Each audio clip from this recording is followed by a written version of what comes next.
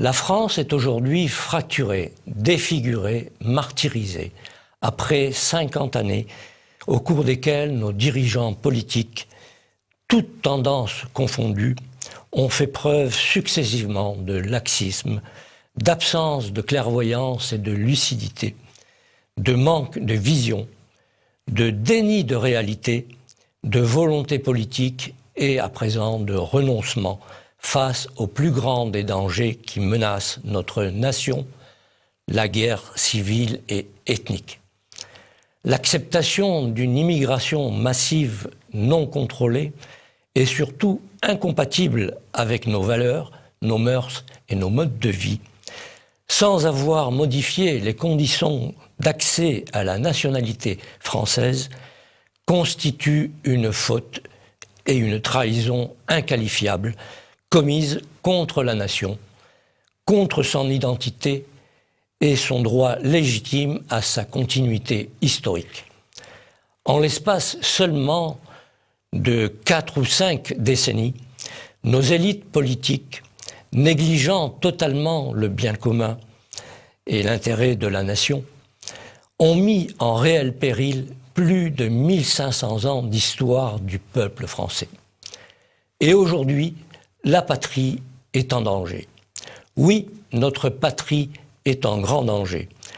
Doit-on rappeler à ces dirigeants irresponsables qui méprisent le peuple et qui le mènent au désastre que la patrie s'identifie au patrimoine, c'est-à-dire à l'ensemble des biens que nous avons reçus de nos pères en héritage, et que la patrie établit un lien réel entre l'aspect spirituel et l'aspect matériel, c'est-à-dire entre la culture et le territoire.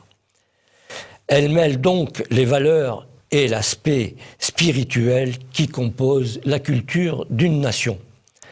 C'est la raison pour laquelle plusieurs peuples ne peuvent pas vivre sur un même sol.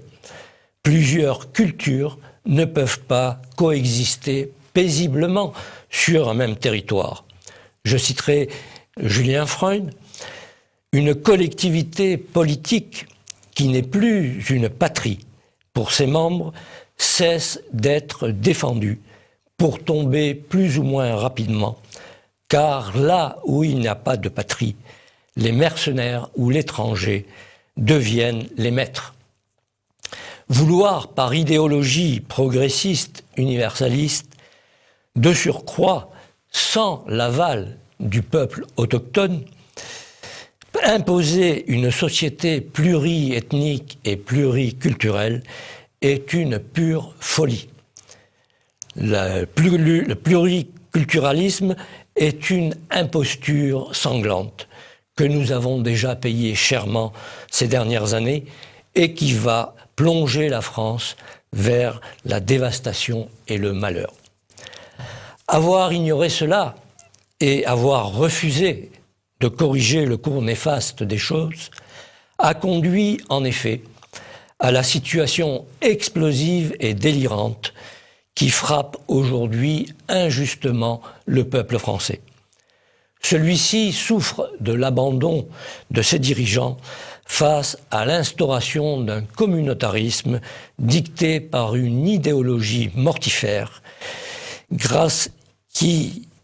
devenant, grâce au nombre, de plus en plus vindicative et agressive. Combien de morts le peuple français, hébété devant tant d'ingratitude de la part des derniers arrivants, légaux et illégaux, qui crachent sur la France et veulent aujourd'hui réécrire son histoire. Combien de temps le peuple attendra-t-il avant de se révolter devant cela? Combien de temps le peuple français, menacé dans son identité et dans sa vie, attendra-t-il avant de se lever face à des dirigeants qui ne l'aiment pas et qui ne le protègent pas devant la violence et la volonté criminelle de ceux qui veulent imposer leur vision du monde? Nos dirigeants politiques peuvent-ils continuer impunément à ignorer les drames qui s'annoncent et à refuser d'assumer leurs responsabilités. Leur démission provoque l'effondrement de l'état de droit qui régit pourtant le fonctionnement de notre démocratie et finira par instaurer le chaos. Le chaos, la chienlit, aurait dit De Gaulle, qui inévitablement conduira à l'affrontement. L'heure est donc grave.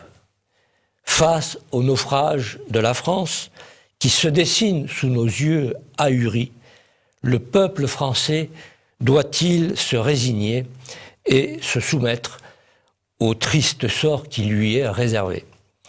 L'espérance doit-elle disparaître? Tout espoir est-il donc perdu?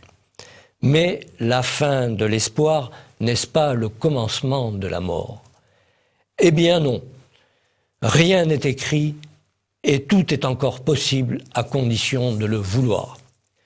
C'est pourquoi, moi, général Martinez, j'appelle les Français, et en particulier ceux appartenant à cette majorité silencieuse, ignorés, abandonnés, menacés, méprisés, agressés, à me rejoindre pour entrer en résistance contre la démission et le renoncement d'un pouvoir politique qui n'entreprendra finalement, malgré l'évidence du danger, aucune action ni contre la submersion migratoire hostile à notre civilisation et à notre culture, ni contre le séparatisme islamique.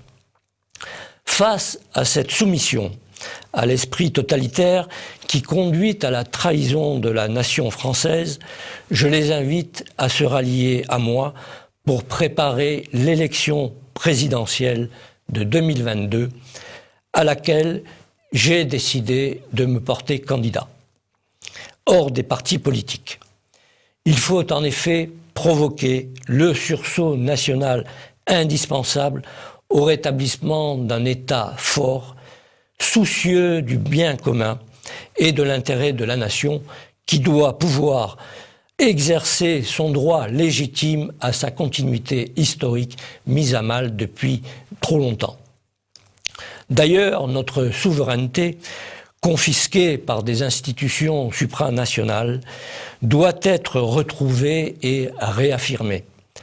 Quant au fonctionnement de notre système politique, sans remettre en question la nécessaire représentation parlementaire, une dose de démocratie directe devrait y être introduite, en particulier pour tout ce qui touche à la vie des Français, à leur liberté, à leur identité et à leur patrimoine.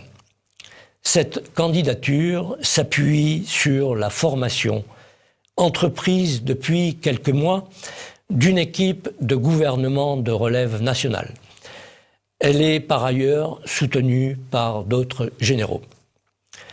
Le moment est donc venu de traiter résolument et courageusement le problème de l'immigration et en particulier celle de culture islamique, peu compatible avec nos valeurs et source de conflits.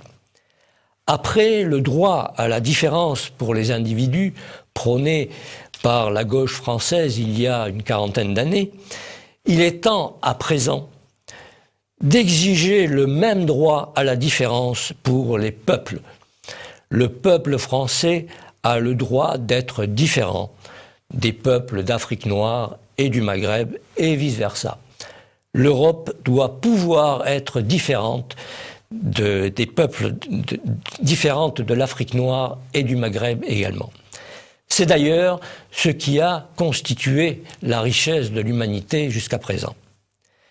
Mais cette dérive, qui s'est accélérée au fil des dernières décennies, a été rendue possible grâce à une propagande ignoble exercée par l'idéologie droit de l'homiste et acceptée par des dirigeants politiques coupables qui se sont succédés. Elle a, avec la complicité de ces derniers, formater progressivement et enfermer notre peuple dans un état de culpabilisation et de repentance injustifiée. Cela doit cesser. Au-delà de ce premier combat primordial, le redressement de l'État devra être entrepris et avec lui, la fin de la corruption, de la politique systématique de mensonges et de falsification. L'État doit en effet être au service de la vérité, des citoyens et du bien commun, et non pas à la solde de sordides appétits particuliers sur fond de conflits d'intérêts. Le peuple français, il faut le lui dire, c'est un grand peuple qui doit maintenant se réveiller et se réapproprier sa riche histoire pour refuser sa paralysie et sa léthargie dans lesquelles il a été plongé injustement. Il doit retrouver la fierté et renouer avec son passé pour se projeter dans l'avenir choisi librement et non pas subi. Pour cela, l'ordre et la loi doivent être rétablis, car l'ordre seul est le garant de la liberté, alors que le désordre mène à la servitude. Il doit refuser de mettre un genou à terre et rester debout pour se dresser contre le mensonge. Il est temps pour lui d'entrer en résistance pour être acteur dans l'histoire qui s'écrit et non plus spectateur. Et la flamme de cette résistance ne doit pas cesser de grandir. Le combat que nous mènerons ensemble, sans haine mais avec détermination, nous est en fait imposé par le renoncement de nos dirigeants. Face à cette guerre qui vient sur notre propre territoire, ce combat ne peut être que souverainiste, identitaire et culturel. Il nous conduira jusqu'à la victoire pour sauver la France et la nation française. Vive la France!